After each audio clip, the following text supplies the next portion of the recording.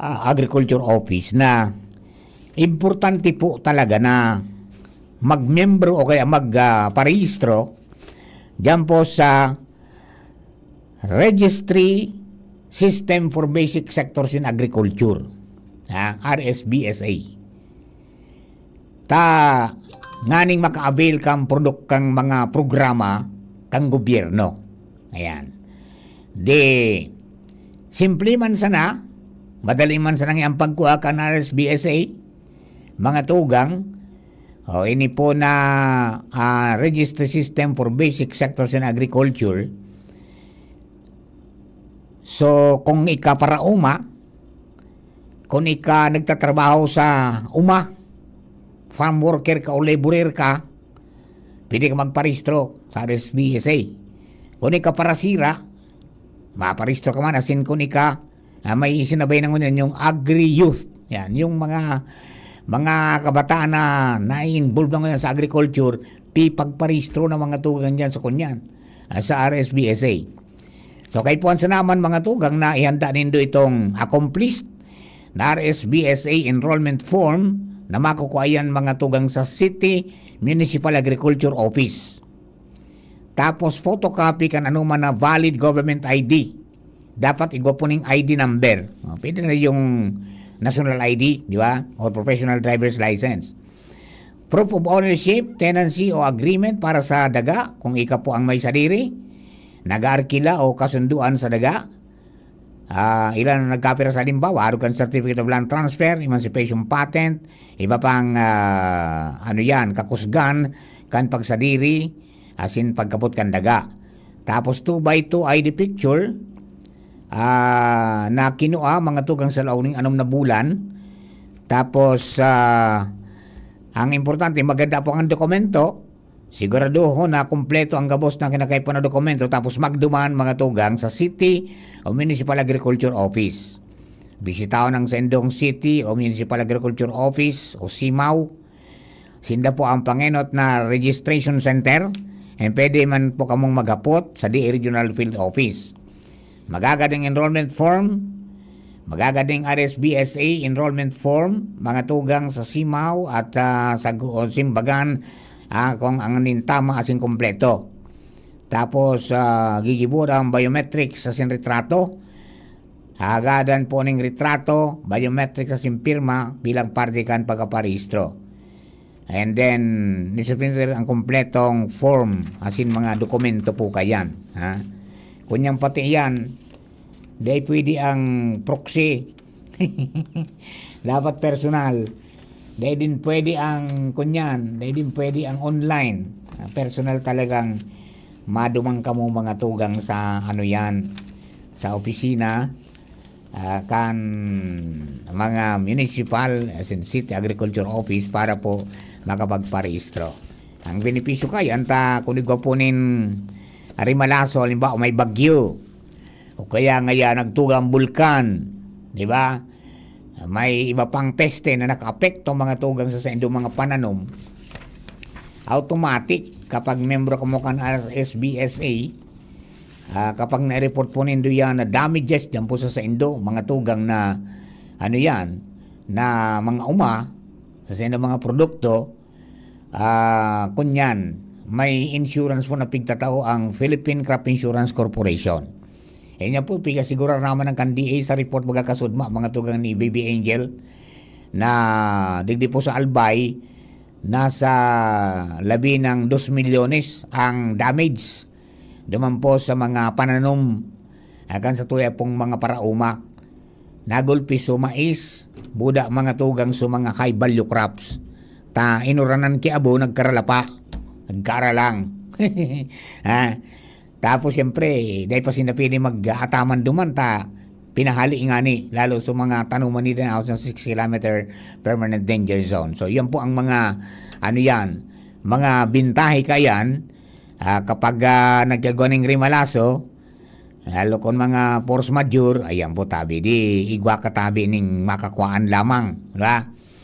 Makakaigwa ka ng pagkakataon na pwedeng maibalik so sa imong kapital, at ngani na magpadagos po sa imong mga pagtanom.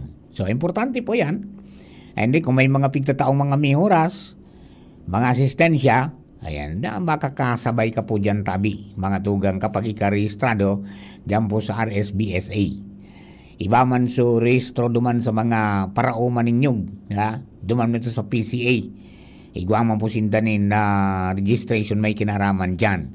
O kaya po, day magpatumpik-tumpik na. Patumpik-tumpik pa, magparehistro na, tangani po na maka-avail, maka-access, kan mga ayuda kang gobyerno, para po dyan sa tuyang pag-uma. Pati na sa mga naghahayupan, kasarabay po dyan. Ha? Sa po sa mga nagsisira, yung mga fisher folks natin, yan, kasarabay po dyan sa mga pwedeng makinabang mga tugang dyan po sa mga pitataong programa. As in, pitataong mga ayuda, kan ano yan, kan sa tuya po na gobyerno. Ipuan lang talaga magparehistro tabi sa mga paraoma. Yun, sabi ko kadigyo, dahil man kay po na nagtalagang nagtatanong, pwede man sa mga farm workers, di ba? So mga nagtatrabaho sa mga so mga piguro arkila baga na mag-uro ilamon ka pwede dyan. Paristo ka mo mo tabi magduman sana sa indong mga municipal agriculture office o kaya sa city, and then agagad informa magpirma tangani po na makasabay ka po dyan sa listahan kan mga rehistradong mga paraoma in basic agriculture. Okay? Bueno, mga tugang duwatan, istorya alin po niya sa luwas. This time, Chief Jim na salita na sa linya. Chief Jim, good morning, please come in. Yes. Hello, Director Mar. Maray na aga sa mga parantabay, sa mga dagdag niya tong bareta, promising an puturo, kan pantaw, pagabot sa ngaranin pag-asinso, Director Mar. Ini matapos na napunan sa nabaga ini, na ipinagnominar ini ni dating 2nd District Congressman Joey Salceda na maisabay ini 5 ini actually na mga lugaris digdi sa Albay sa Philippine Economic Zone Authority na mapagpilian an 5 mga lugar saro na so Pantaw, asin iba pang mga lugaris digdi sa Albay, an maswerte sa Pantaw an nakapalaman o nakapasar sa mga standard kan Philippine Economic Zone Authority. Actualmente may mga taga-pisa na nag-concernin mga inspection digdi, asin na pighiling an sitwasyon, asin an Pierre kung iguanin mga foreign investor na mainganyar dahilan sa lokasyon. Jim, bago nga inot, na-report mo asin na ipahayag ni Kapitan Fernandez na silted na yan na lugar? As in, di pwedeng dungung ang barkong dakula? Si Engineer Baclao, ang nakauro niya to kaan. Di pa pero, dahil man naging, bako yan factor na makadisganar sa mga taga-PISA tabi direct. Anong daang sa indang nahiling na pwedeng mangyaring economic activity dyan sa Pantaw? Kung kung halimbawa sa perta sa barko. Ako I believe na kaya yan ibinugtak dyan na facilities dyan, tangani na mag-accommodate kang pagdoon ka mga barko, na dahil ka na maikot ng halawig, as in direkta na ang dalagan mo Manila or any other part of the country. Ayun yan, adhering factor natatana ka-interest as in nakapasar sa PISA an strategic location. Yan, saro pa, so tinampo, palaog dyan. So tinampo gari, bako na yan, rule out na yan problemang iyan tabi, Director Mar. Actualmente, plano nga ni ini na bisitahon mga anuarin, mga next week siguro. Maray na sa tinampo? Kaya ng mga komodarki, darakulang mga trailer trucks? Kauron ko ngunyan si Kapitan Fernandez, Jopet Fernandez. Sige ang patrabaho. So mga baragsak na portion kan tinampo, pinagpapahiriwas na nga ni lugod. Mahiwas na ang tinampo, magayo na ang tinampo, although ongoing pa. Okay.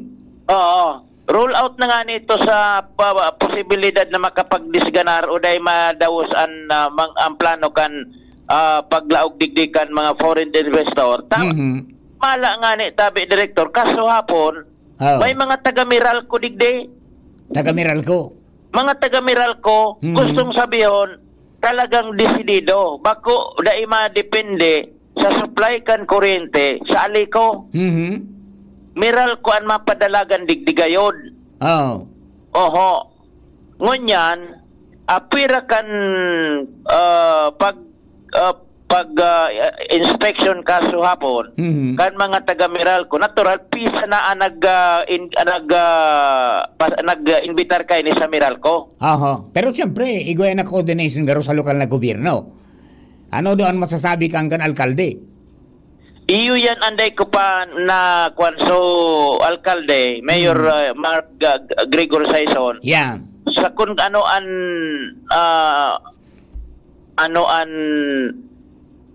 pananaw niya kay ni Tsaka permi na ako din ito bilang host ka na sambit na ano yan na proyekto, di ba? Na programa. Libon an pa ang tao. Correct. Pero magayon ini na nahiling na yan kan Philippine Economic Zone Authority na pwede man agad makaguyod kay mga investors dyan. Ang importante lang mailatag sa tama na mga kinakaipuhan dyan na mga factors na nga aning maguyod mo talaga pasisiring dyan. Sarong factor na kayo ni Tabi, Director Mar, elektrifikasyon. Once na marayan elektrifikasyon, yaonaan posibilidad na talagang ang mga investor maguguyod pa siring digde. Yan. Saka so plano kung paano yung papararo mo na pwedeng dumuong dyan sa mga barko na darakulaon. Siguro, yan pag-abot sa mga dredging. produkto, di ba? Pag-abot yan sa dredging, dahil kayo dyan ki problema na igwa yan ki mga paagi. At ang importante, yaon ang strategic location, yaon ang dagat. Dahil na